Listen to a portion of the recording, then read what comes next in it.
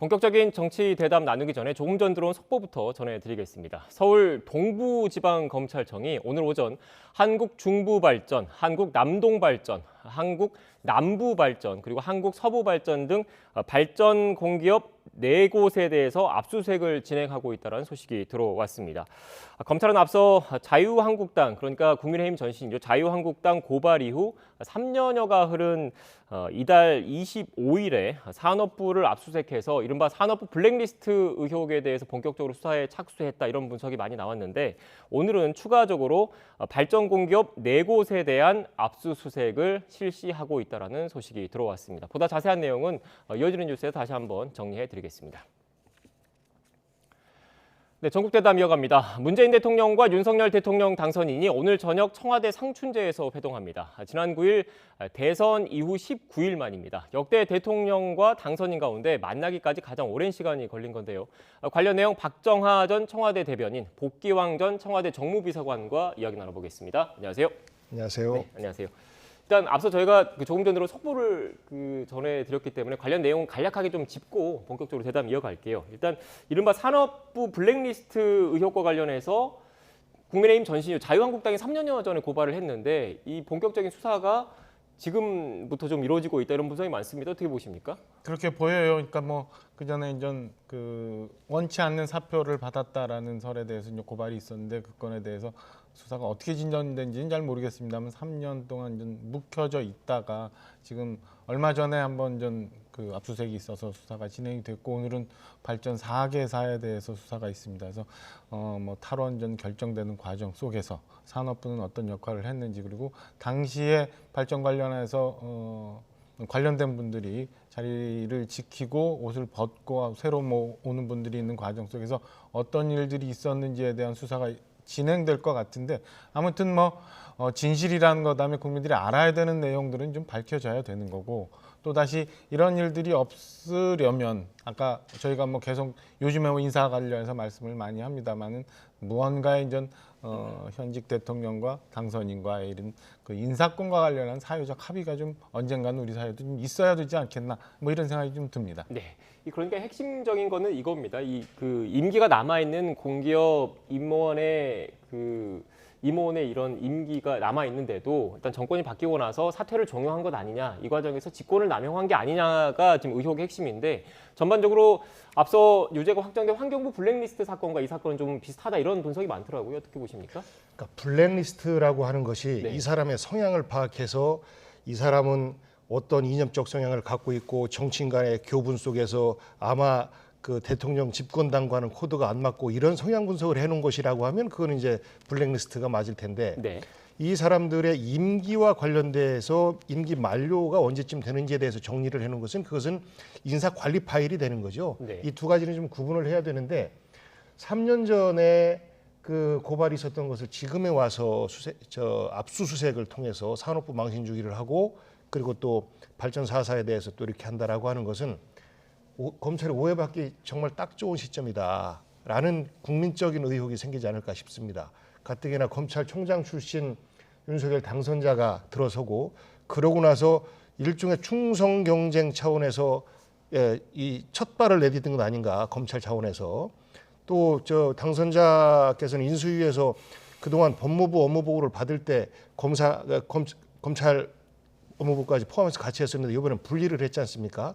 그런 것처럼 대통령의 이런 배려가 있으니 우리도 충성하자, 이런 모습으로 보여지지 않을까라는 그런 우려가 돼요. 물론 과정에서 잘못된 부분에 대해서는 이것은 당연히 처벌을 받아야 되는데, 3년 전에는 잘못된 부분을 눈 감고 지금은 다시 눈을 떠서 이거를 압수수색을 하고 하는 것이 과연 공정한 검찰의 법집행인가 라는 부분에 대한 검찰의 자기 성찰 속에서 이 수사가 진행돼야 된다라는 생각을 합니다. 네, 알겠습니다. 일단 속보로 들어온 내용이라서 간략하게 짚어봤는데, 앞서 산업부를 압수수색하고 나서도 지금 복 비서관님께서 얘기했던 지적이니까 검찰에서는 이른바 환경부 블랙리스트 관련된 재판이 진행 중이니까 이 판례가 어떻게 진행되는지를 쭉 지켜본 다음에 수사에 착수했다, 이런 취지의 해명을 했다는 점을 제가 참고로 말씀을 드리고요. 두 분 말씀을 들어보니까 이유는 다르겠지만 결론적으로 검찰이 이렇게 본격적으로 강제 수사에 착수한 시점 자체에 대해서는 두 분 모두 좀 비판적인 시각을 갖고 계시는 것 같네요. 뭐 물론 원인 자체, 이유는 다르겠지만요. 네. 한 가지 짧게 말씀드리면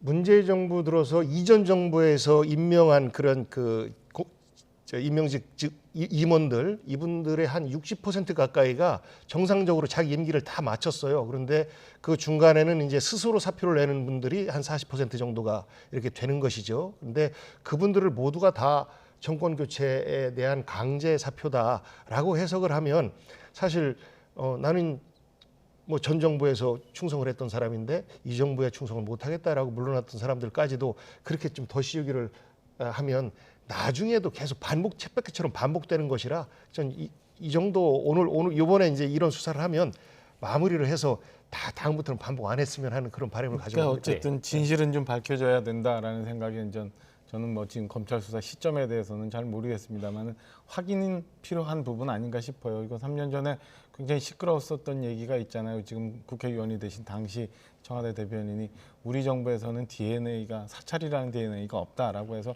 굉장히 논란이 많았었는데 과연 그동안 적폐 수사라고 해오면서 해왔던 전 정부와의 차별화 그다음에 현 정부가 했던 일들에 대해서 저는 국민들 앞에 어쨌든 진실은 좀 나와야 된다라고 생각을 하고 이게 뭐 검찰이 아직도 검찰총장이 대통령이 임명하신 검찰총장이 되면 검사의 인사라는 것도 현재 있는 법무장관과 검찰총장을 통해서 인사가 이루어져 있는데 이게 마치 뭐 민수위 문제 아니면 정권 이양기에 있었던 일이다라고 하는 거는 그 정치적인 배경을 너무 크게 생각하는 부분도 있다라는 점도 있다는 말씀을 드립니다. 네, 알겠습니다. 일단 뭐 대담 시작하기 전에 속보 들어온 내용이어가지고 간략하게 좀 내용을 좀 짚어봤고요. 일단 검찰이 압수수색을 진행을 했고 강제 수사에 착수를 했기 때문에 앞으로 수사 결과는 또 향후에 추가적으로 지켜봐야 한다는 점을 말씀을 드리고요.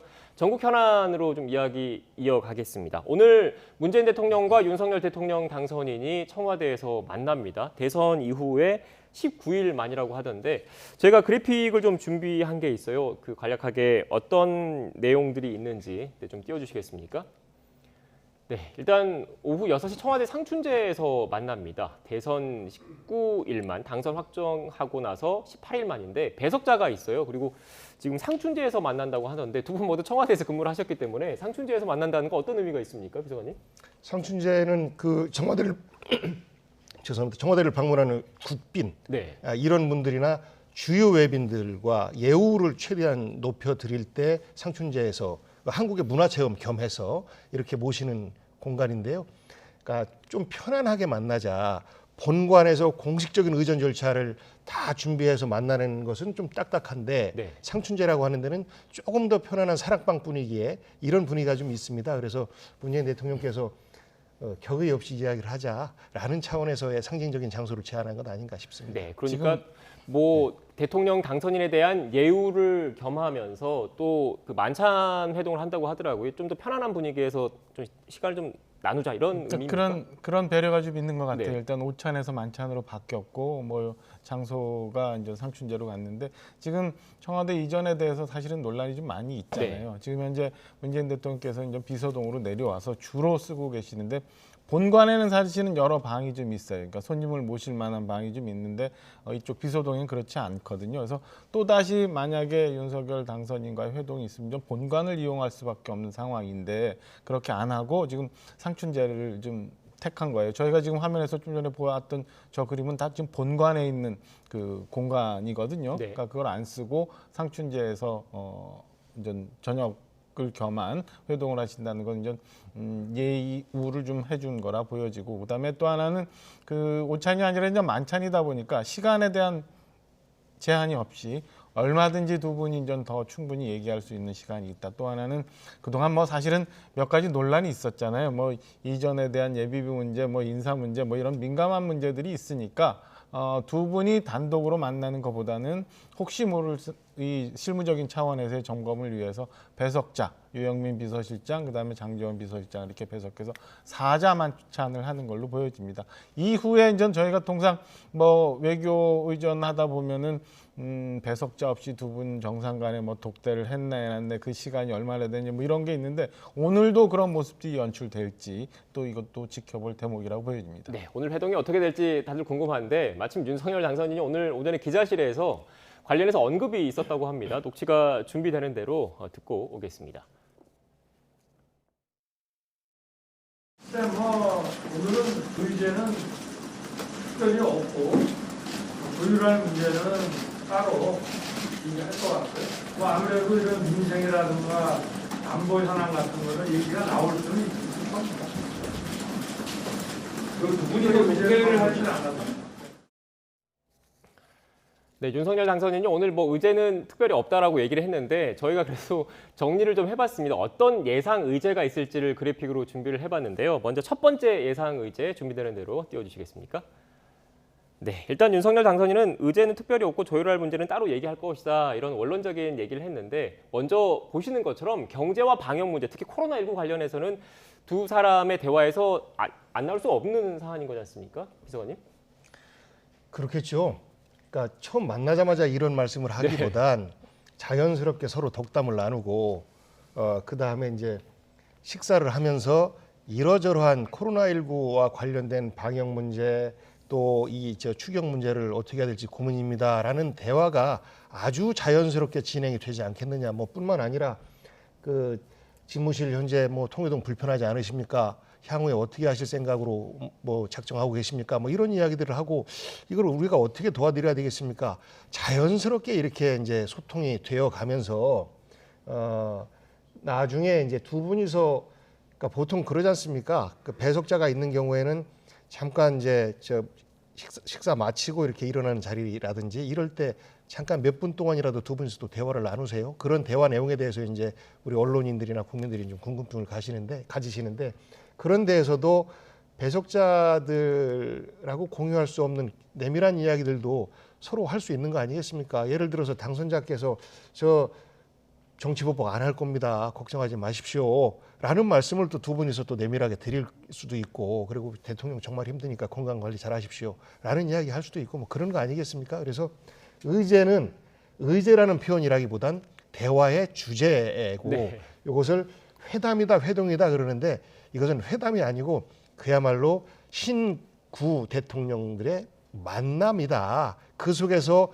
격의 없는 대화 속에서의 성과물이 자연스럽게 도출될 수도 있다. 저는 그렇게 예측하고 있습니다. 네, 저희가 그래픽에는 의제라고 뽑았는데 대화의 주제 정도로 일단 좀 생각을 해달라 이렇게 말씀을 해주셨는데 그 윤석열 당선인 측에서는 또 현안 가운데 하나가 그 소상공인 코로나19로 인한 소상공인 피해를 좀 보상해주기 위해서 추경을 해야 된다라는 입장인 것 같아요. 그런데 현재 문재인 정부 같은 경우에는 그 재정의 그런 건전성과 관련해서 좀 우려를 표명하고 있는 상황이지 않습니까? 어떻게 해야 될 것으로 보십니까? 일단은 봐야 될 것 같아요. 그러니까 오늘 회동 이제 성사되기까지 사실은 그 전에 회동이 이제 연기되면서 네. 변한 거가 크게 없어요.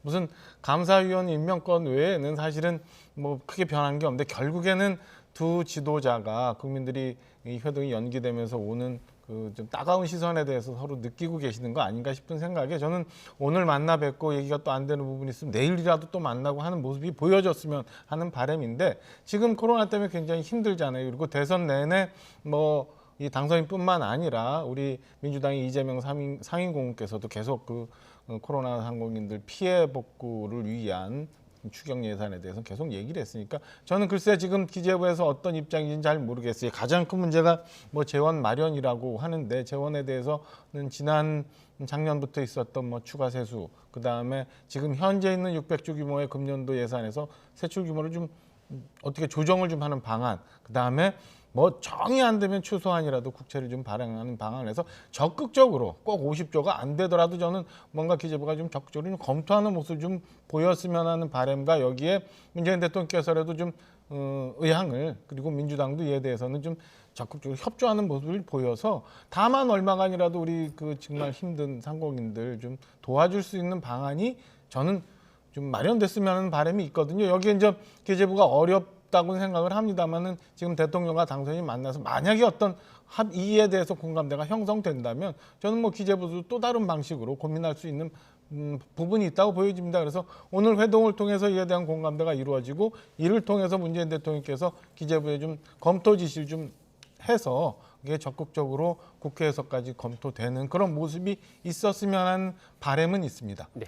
비서관님, 그런데 결국 그 예산 부분에 편성권은 정부가 갖고 있는 거라 예. 대통령의 결단이 필요한 상황이지 않습니까? 어떻게 예상하십니까? 예, 그렇습니다. 그 예산 편성권을 갖고 있지만 결국은 우리가 관료 정치라고 얘기하는 것처럼 재정 당국 그러면 기재부입니다. 기재부에서 이 도저히 어렵습니다라고 완강하게 버틴 거잖아요. 지난번 추경 때 추가 세수 문제는 이미 다 소진이 됐다라는 것이 이제 정부 측의 입장인 것이고 결국은 그러면 추경을 또 하려면 국채 발행과 지출 구조 조정을 통해서밖에 안 되는데 지출 구조 조정을 하려면 이것은 또 우리가 이게 국회 예산심의까지 다 마친 건데 어떤 사업을 어떻게 또 감할지 이것에 대한 국회 사전 점검이 또 필요하거든요. 사전에 정치적 조율이 필요해요. 그래서 상당한 기간이 걸립니다. 그러면 우리 5월 10일 출범 전까지는 사실상 시간이 허락하지 않는 것이라 결국은 쉽게 갈 수 있는 방안은 유일하게 국채 발행을 하는 수밖에 없는 것인데 그동안에 지난번 추경 때도 그랬고 당선자의 입장이나 국민의힘 입장이 그 지출 구조 조정을 통해서 해야 된다라는 입장을 계속 견지하고 계셨었어요. 그래서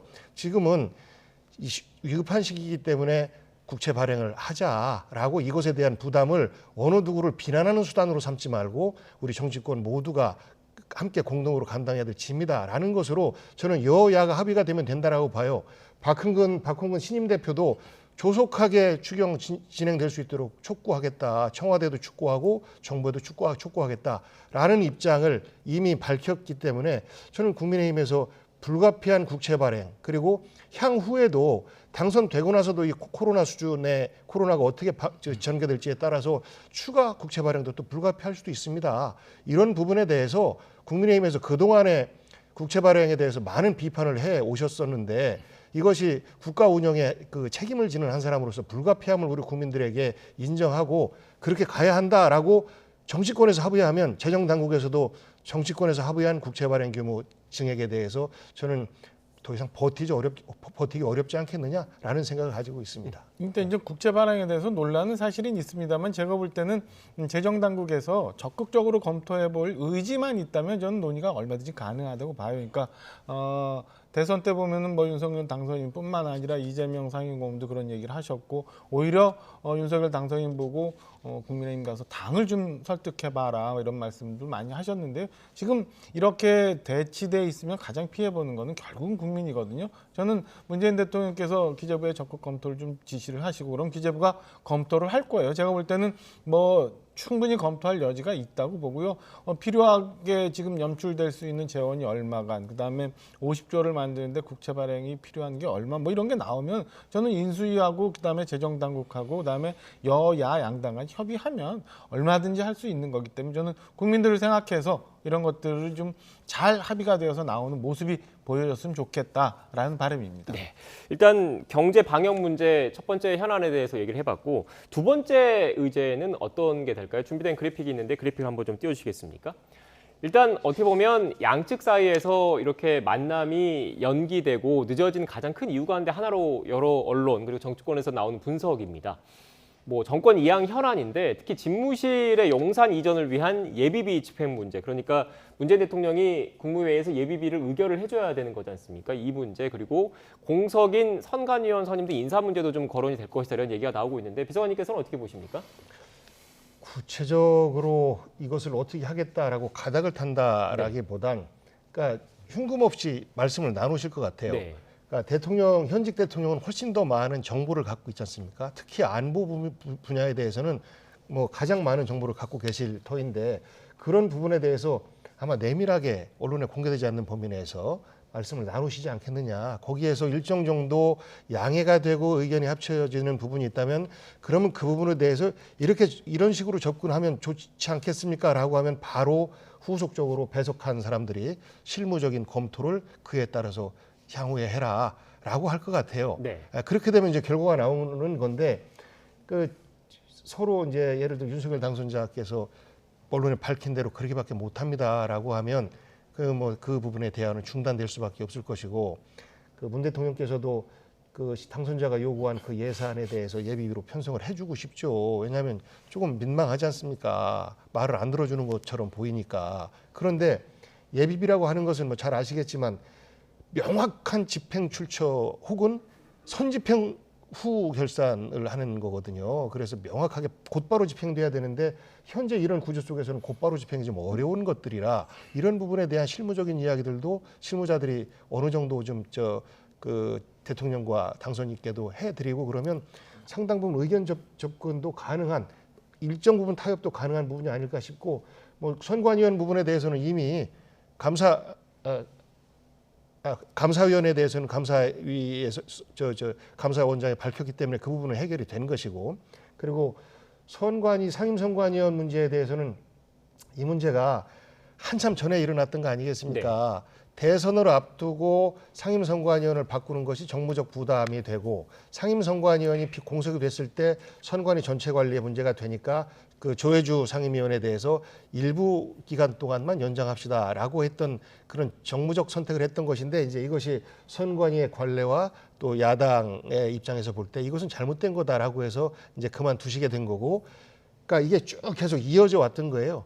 형식적으로는 상임선관위원은 선관위원들 호선에 의해서 뽑아지는데 물론 여기에도 이제 대통령의 추천이나 이런 마음 생각들이 들어가죠. 그래서 이 부분에 대해서도 선관위가 어느 특정 정치 집단에 이렇게 경도돼 있거나 그렇게 안 하지 않습니까? 그리고 그 여든 야든 선거를 앞두고는 가장 무서운 조직이 사실 선관위인데 합리적인 부분에 있어서 의견 타협이 좀 충분히 가능한 부분 아니겠는가 싶습니다. 네, 어떻게 그게 보십니까? 뭐 인사 문제든 예산 문제든 아니면 또 다른 문제든 저는 뭐 정권 2학기에 2달 동안에 사실은 두 지도자가 있는 거잖아요. 법적인 대통령이 아직 계시는 거고 그다음에 정치적으로 국민들로부터 선택된 또 당선인이 있는 거라 저는 그래도 선임자가 새 행정부가 일을 쉽게 할 수 있도록 많은 부분을 좀 배려해 주는 문화가 옳지 않나라는 생각을 우선 갖고 있어요. 그래서 뭐 인사 문제에 대해서는 전반적으로 새 행정부와 임기를 오랫동안 같이 해야 되는 인사에 대해서는 지금에 있는 청와대와 문재인 대통령 측에서 좀 많이 배려해 주는 게 옳지 않나라는 생각이고요. 네. 지금 이전과 관련해서 문제는 이제 두 가지가 있는 것 같아요. 하나는 496억이라는 예비비 자체가 좀 규모가 너무 크다라는 것 하나. 두 번째는 그 사이에 이전하는 과정에 안보 공백의 우려가 있다. 뭐 이런 건데요. 저는 뭐 이것도 맞아. 그러니까 지금 복비서관 말씀 주신 것처럼 문재인 대통령께서 우리 일반인이 모를 수 있는 안보적인 측면에서 뭐 이런저런 문제점에 대해서 당선인께 좀 말씀을 좀 주시고 그다음에 시간을 좀 벌을 수 있게 아니면 뭔가 고민할 수 있는 지점에 대해서 조언을 주시는 건 좋은데 일단 예비비가 너무 많아서 법적으로 이게 처리하기가 애매하다라고 현 정부에서 판단하는 거는 좀 제가 볼 때는 좀 더 다시 전향적으로 검토해 주시는 게 어떤가라는 개인적인 바람이 있어요. 그게 뭐 예비비 액수와 법적인 문제 이전에 새 행정부가 새롭게 잘 출범할 수 있게 도와주는 게 맞지 않나라는 것 하나. 그다음에 국방부 부지로의 이전에 있어서 안보 공백에 대해서 민주당도 얘기 많이 하시고 심지어 윤호중 비대위원장 같은 경우는 뭐 시기나 이런 것들은 아무 문제가 되지 않는다. 국방부만 아니면 모든 걸 도와주겠다라고 말씀하시는 이런 자세 좀 덜어놨으면 그러니까 국방부도 적극 검토할 수 있는데 문제점에 대해서 지금까지 당을 그러니까 국정을 운영해왔던 여당의 그러니까 지금은 야당은 됐습니다. 여당의 입장에서 그리고 지난 5년 동안 대한민국을 이끌어왔던 청와대 입장에서 뭐 문제가 있는 거는 조언을 해주되 도와줄 수 있는 건 얼마든지 도와줄 수 있는 자세로 접근하는 게 국민들 볼 때 불편하지 않은 그런 부분이다라고 보여집니다. 네. 다음으로 또 어떤 주제를 다룰지 저희가 준비를 했는데요. 이른바 사면 문제도 거론되지 않을까 이런 분석들이 많이 나오고 있습니다. 준비된 그래픽을 좀 띄워주시죠. 이명박 전 대통령 사면 문제가 두 사람 사이에 또 현안이 되지 않을까라는 분석이 많이 나오고 있는데 그동안 민주당에서는 박근혜 전 대통령과 이명박 전 대통령은 좀 결이 다르다 이런 입장도 일부에서는 읽혔습니다. 어떻습니까?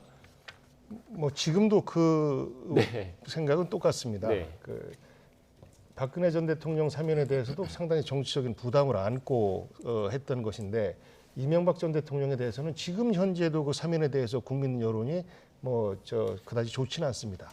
그 여기에다가 김경수 사면을 같이 얹어서 말씀하신 부분이 권성동 의원 아닙니까? 네. 민주당 쪽에서는 유일하게 저 말이 나오니까 이에 대한 대답 차원으로 김해의 지역구를 갖고 있는 민홍철 의원이 한 지역에 사는 사람으로서의 개인의 어떤 생각을 밝혔을 뿐인데 민주당 전체에서도 이것은 말이 안 되는 말씀입니다.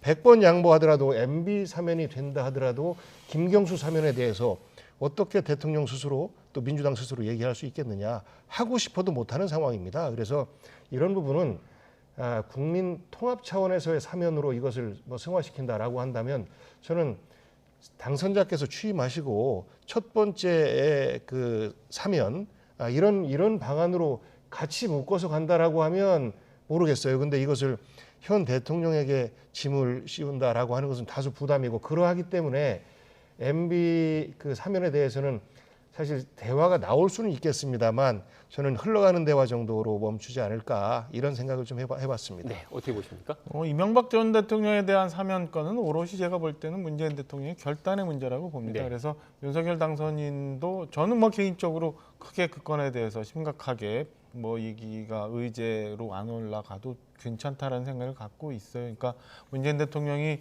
여하이 저희가 앞서서 쭉 얘기했던 것처럼 정권 2학기에 사회적 갈등이 될 수 있는 부분들, 그다음에 새 정부가 시작하는데 부담이 될 수 있는 부분들을 사실은 내가 떠안고 정리해 줄 수 있는 부분은 선임자로서 해줄 수 있다라는 자세를 갖고 계시면 저는 뭐 윤석열 당선인 측에서 얘기가 안 나와도 저는 뭐 문재인 대통령께서 결단하실 수 있는 문제고, 그다음에 일부 민주당이나 지금 청와대에서 얘기하는 것처럼 국민들 반대가 많은데 뭐하러 뭐 이런 식의 인식이라면 저는 뭐 굳이 그 건에 대해서 윤석열 당선인 측에서 많은 부분을 시간을 할애해서 강하게 요구하실 이유는 뭐 별로 없다라고 생각을 합니다. 네, 마지막으로 또 저희가 준비한 예상 의제 네 번째 거 살펴보겠습니다. 준비된 그래픽을 좀 띄워주시죠.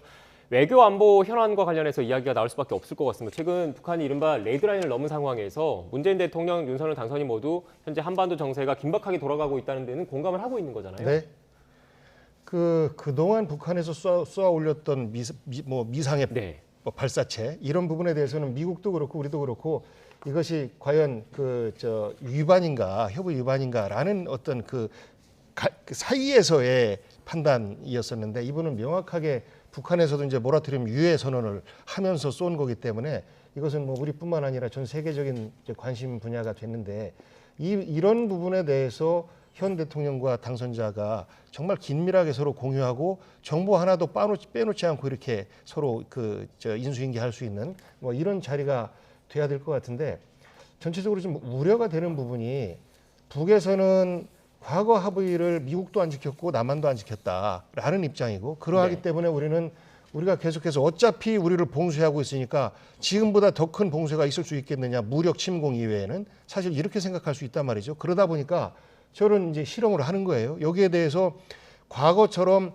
북한의 핵 개발이 중국에 또 러시아에 위협이 된다라고 판단을 했다면 과거처럼 같이 그 중국에 대한 봉쇄 정책 또 뭐 추가 어떤 제재 정책을 할 텐데 지금은 그게 아니죠. 어느 정도 개발이 이제 수위에 올라왔고 그러기 때문에 이런 정도에서는 북한과 함께 공조를 맞춰도 된다라는 것이 러중의 입장인 것 같아요. 그래서 사실 우리 입장에서는 이런 문제를 대하는 데 있어서 이것을 그러니까 전쟁 대결 이 중심으로 갈 것이냐 아니면 그럼에도 불구하고 계속해서 대화의 끈을 유지하려고 노력하느냐 이것은 이제 주는 메시지가 좀 다른 거거든요. 네.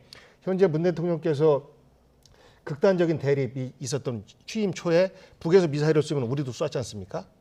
그러고 나서 이제 평화 모드가 조성되고 나서는 최대한 발언도 자제했어요. 정말 국민들께서 답답해할 정도로 좀 참고 그러셨는데 이번에는 우리 정부에서 우리 다양한 미사일이 이렇게 있습니다라고 해서 보여줬지 않습니까? 북한의 미사일 능력을 훨씬 더 초과합니다라는 거를 사실 군사 기밀이기 때문에 잘 안 보여드리는데 국민의 불안감이 커지다 보니까 이번엔 보여드린 거예요. 그래서 국민들께서 다소 좀 안심을 하셨을 것이라고 생각하는데 추가적으로 ICBM의 고도화되는 과정에 대해서 우리가 경제 제재 이외에는 할 수 있는 게 별로 없어서 좀 답답한데 이럴 때일수록 저는 그 신구 대통령이 긴밀하게 더 협력하고 안보 분야에 있어서 국민들의 불안을 최소화시킬 수 있는 인수인계 과정이 돼야 되지 않겠나 싶습니다. 네, 어떻게 보십니까? 이 건은 뭐 이미 국민적 판단이 끝나지 않았나 싶은 생각이 듭니다. 그러니까 5년 만에 이번 화성 15호가 될지 17호가 될지는 잘 모르겠습니다만 이번 ICBM 실험에 대해서 문재인 대통령도 NSC를 직접 주재하시면서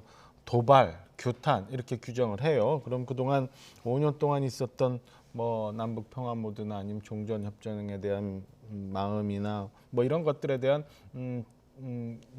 잘못됨에 대해서 사실은 뭐 명시적으로 얘기는 않았지만 저는 뭐 인정하는 부분이 있다고 보여집니다. 그래서 이게 정권 이양기이긴 하지만은 저는 뭐 안보에 관한 문제에 대해서는 신구 권력 모두 다 미국을 비롯한 우리 국제사회와 공조를 해서 북한이 제대로 된 국제사회 일원으로 나올 수 있는 전략을 옳게 만드는 게, 그리고 한 목소리로 규탄하고 정리하는 게 옳다라고 생각을 합니다. 네, 오늘 회동에서 두 사람이 어떤 그 결론을 내릴지 또 어떤 대화를 이어갈지 관심이 쏠리고 있는데 오늘 저녁 이후나 아니면 내일 오전이면 상당수 좀 관련 내용이 나올 테니까요. 지켜봐야 할 것 같고요.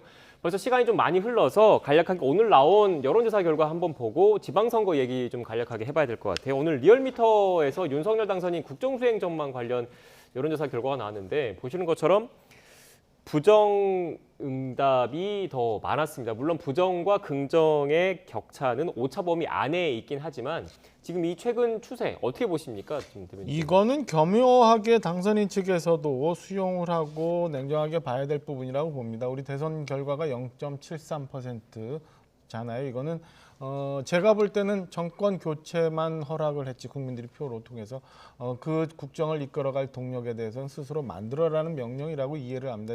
지금 나온 그 조사에 보면은 지금 최근에 인전 인수위 활동에 대한 모습, 그다음에 뭐 청와대를 폐지하고 용산으로 이전하는 과정, 이런 것들에 대해서 국민들의 우려가 반영된 거라고 보여지거든요. 저는 이 점에 대해서 냉정하게 받아들이고 지금 그 5월 10일 정권이 출범하기 전이라도 혹시 수정해야 될 부분이 있는지 아니면 고쳐야 될 부분이 있는지에 대해서 한번 점검해보고 국민들의 민의를 늘 항상 챙기는 그런 모습을 견지해야 된다라고 저는 조언을 드리고 싶습니다. 네, 간략하게 어떻게 보십니까? 이런 결과에 대해서. 예, 그 당선자께서 국민 통합의 메시지를 줬어야 되는데 사실상 그렇지 않았고, 네. 그리고 또 민생과 관련된 현안을 중심으로 해서 행보를 했어야 되는데 사실 청와대 이전, 집무실 이전과 관련해서 국민 갈등을 초래한 측면이 있거든요. 그래서 저는 이 부분이 그러니까 우리의 삶과 상관없는 이야기, 인사권과 청와대 이전, 이거는 사실 국민의 삶과는 별로 상관이 없고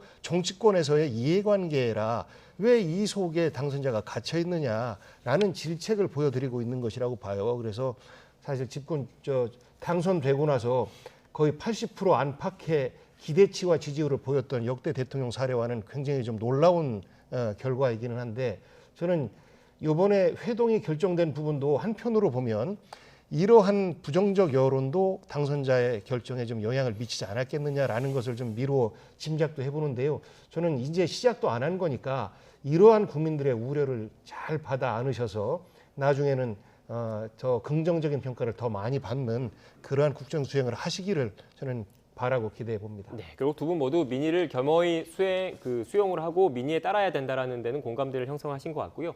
지방선거 얘기해 볼게요. 민주당에서 송영길 전 대표의 서울시장 차출론이 표면 위로 떠올랐습니다. 하지만 우려의 목소리도 나오고 있는데 관련 녹취를 듣고 대담 이어가겠습니다. 송영길, 우상호는 어쨌든 대선 패배 책임을 지고 물러난 사람들 아닙니까? 근데 은근히 이번 서울시장 나오고 싶어하는 분들 입장에서 보면 책임지고 물러난 사람이 이제 와서 다시 나오겠다는 게 말이 되나? 이렇게 주장할 수 있지요. 그럼 상처를 입게 되죠. 주변에서 이렇게 애드벌룬을 띄우는 것은 바람직해 보이지가 않아요. 송영길 대표가 나간다 그러면 오히려 제가 또 한번 과감하게 좀 붙어주면서 뭔가 세대교체론이라든지 이런 것들을 더 강하게 주장할 수도 있죠. 여러 가지 상황에 따른 판단이 필요한 상황입니다. 네, 이건 민주당 이야기니까 구성환님께 추가로 질문 한 번 더 어려운 이야기인데요. 네, 드릴게요. 박주선 의원이 송영길 대표와 경쟁을 하게 됐을 경우는 본인의 정치적인 이제 무게가 높아지니까 박주민 의원이 어느 정도 기대는 할 텐데 현실적으로 보면 우상호 의원 생각이 저는 맞는 것 같습니다. 그 책임을 지고 물러난다고 했는데 곧바로 가장 대표적인 지역에 민주당 대표 선수로 나온다라고 하는 것은 굉장히 좀 어려운 문제고, 그리고 또 이제 언론에서 보니까 이런 페이스북에 대해서 이재명 후보가 좋아요를 눌렀다라는 것이 이것이 찬성의 의미냐 뭐냐라고 하는데 그것은 그저 그런 이야기를 내가 봤다, 고생 많으십니다라는 차원에서 좋아요다 이렇게 해석을 하는 게 맞는 것 같고, 민주당 입장에서는 서울의 오세훈 현 시장과 대적할 만한 이런 후보를 찾아야 되는 게 사실 가장 큰 숙제이기도 합니다. 그 가운데서 송영길 대표가 갖는 상징성이 있다 보니까 나와서 그 우리 저 대선 때 모아준 그 지지자들을 모아 주셔야 됩니다. 그리고 또 우리 바닥에서 보면 현재 구청장들이 다 이제 사실 방어전을 치르는 거 아니겠습니까? 그리고 3선이 돼서 임기가 마치는 지역 도봉구, 강북구 뭐 이런 지역 같은 경우에는 민주당 강세 지역이고 하다 보니까 바닥에서 실질적으로 바닥표를 끌어모으는 능력은 우리 민주당에 더 유리한 환경이다 해서 대표 주자들이 나와서 우리 국민들에게 민주당이 살아있음을 좀 보여줘야 된다라는 목소리 차원이지 반드시 송영길을 차출해야 된다라는 측면은 아닌 것 같습니다. 네. 지금 대한민국 제2의 도시인 부산은 어떻습니까? 유력하게 민주당에서 거론되시던 분이 김영춘 전 장관이셨는데 정계 은퇴를 선언을 한 상황이잖아요. 부산 지역에서는 뭐 거론되시는 분이 있으세요? 자꾸 그렇게 어려운 질문을 저한테 하십니까? 아직 그 이제 서울 부산이 네. 우리 민주당의 숙제입니다. 그러니까 부산 같은 경우는 김영춘 의원이 당연히 이번 다시 또 시장에 나와서 국민들에게 대선 패배에 대한 사과도 드리고 또 우리는 이러한 새로운 비전으로 도전하겠습니다라는 희망의 메시지도 좀 드리고 했었으면 좋았을 터인데 그분께서도 사실 20대쯤부터 정치권에 들어와서 오래 정치에 계셨었거든요. 그래서 이제는 과거 내가 청년 시절에 가졌던 철학과 가치로 정치하는 것이 아니라 실용의 가치로 변화된 정치를 해야 되는 시기에 내가 이제 더 이상 맞지 않다라고 해서 정치권에서 이제 물러나는 이런 모습을 보였는데 저는 이런 때가 오히려 새로운 주자들을 우리 국민들에게 선보여야 될 이런 때가 아닌가 싶습니다. 예를 들면 김혜영 전 의원 같은 경우에도 굉장히 젊은 나이에 지역에서 당선이 됐었는데 네. 저는 그런 분들이 굉장히 실용적 메시지를 많이 던지고 이념적 어떤 그 어떤 뭐 치우침 이런 것들은 없는 분이거든요. 뭐 그런 분들도 좀 충분히 경쟁력 있는 사람 중에 한 명이 되지 않을까 이런 이야기를 민주당에서도 하고 있고 저도 좀 그런 생각을 좀 해봤습니다. 네. 국민의힘에서는 오세훈 현 시장의 그 재도전을 국민의힘 내부에서도 좀 많이 밀어줘야 된다. 공감하고 네. 계시는 분들이 많은 것 같아요. 네. 지금 그래서 오세훈 시장에서 뭐 필적해서 대해갖고 새로운 후보군이 아직은 형성돼 있는 분위기는 없는 것 같고요. 그래서 네. 앞서 이제 저희 당은 이제 민주당하고는 달리 현역 의원 숫자가 지금 적으니까 이제 당선인의 국정수행 동력을 얼마나 이제 받쳐줄 수 있느냐 뭐 이런 거에 대한 고민이 하나 있고 다만 아쉬운 거는 그 취임일과 지방선거일이 너무 많이 붙어 있다 보니까 민주당에서 지금 여러 가지 그 당선인에 대한 공격 내지는 그 국민의힘과의 대치 이런 것들이 많은데 지방선거 동력을 만들려니까 그럴 수밖에 없다고 이해는 합니다만 그러다 보니까 새 정부가 출범하는 데 있어서의 협치 그다음에 대결 이런 것들이 너무 지나치게 될까 봐 사실은 뭐 우려스러운 부분도 좀 덜어 있긴 합니다. 네, 지금 이 얘기도 좀 해봐야 될까요? 저희 기사로 조금 전에 지금 승인된 기사인데 조정식 그 민주당 의원이 경기지사 출마 선언을 했다는 소식이 좀 들어왔습니다. 뭐 서울, 부산을 떼고 또 경기 지역이 최대 격전지로 지금 꼽히고 있는 곳인데 어떤 의미로 받아들여야 되겠습니까? 조정식 의원이 현재 5선입니다. 네. 그다음에 또 안민석 의원도 5선이세요. 5선 정도 하셨으면 새로운 정치적 자기 진로도 밝혀야 되는 것이고 그리고 두 분 다 지역구가 경기도이다 보니까 경기도가 갖는 정치적 상징성 이런 부분에서 볼 때 저는 얼마든지 경쟁자의 한 사람으로 나설 수 있는 것 아닌가. 그래서 우리 경기도 유권자들이 볼 때는 우리 경기도에는 민주당의 좋은 인재들이 많구나라는 것을 보여주는 차원에서라도 저는 굉장히 좋은 선언이라고 생각을 합니다. 그리고 네. 또 김동연 김동연 대표에 대해서도 이야기가 많이 나오는데 이분이 경기도로 가실지 서울로 가실지 전 아직은 판단을 좀 내리기 어렵습니다만 그분께서도 기왕에 민주당의 노선과 협치를 하겠다라고 말씀하셨고 이번 지방선거에서도 함께 하겠다라는 생각을 갖고 계시기 때문에 경기도에서 나오시겠다라고 하면 경쟁하는 것이고 또 서울에서 하시겠다라고 하면 이런 어떤 명분을 가지고 서울에서 출마할 것인지 전 이런 부분에 대한 국민적인 기대치가 조금씩 커지지 않을까 싶습니다. 네, 국민의힘에서도 마지막으로 경기도의 무게감을 인지를 하고 있는 거죠? 그럼요. 그러니까 네. 지금 민주당이 조정식 의원이 이제 출마 선언하고 이런 거는 제가 볼 때는 서울보다는 경기에 더 많은 기대를 갖고 경기를 이번 지방선거에 있어서 가장 큰 그 핫플레이스로 만들려고 하는 것 같아요. 저희 당도 사실은 이번 대선에서 경기도에서 이제 그 이재명 후보가 당연히 뭐 정치적 본거지니까 이게 졌는데 지금 뭐 유승민 의원 아니면 또 다른 분들도 이렇게 해서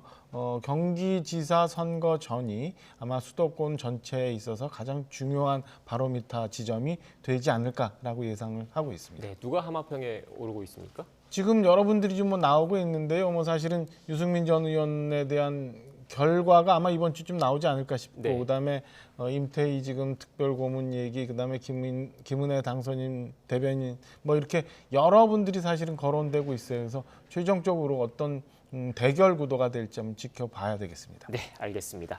지금까지 박정하 전 청와대 대변인, 복기왕 전 청와대 정무비서관과 전국 현안에 대한 이야기 나눴습니다. 오늘 말씀 고맙습니다. 고맙습니다.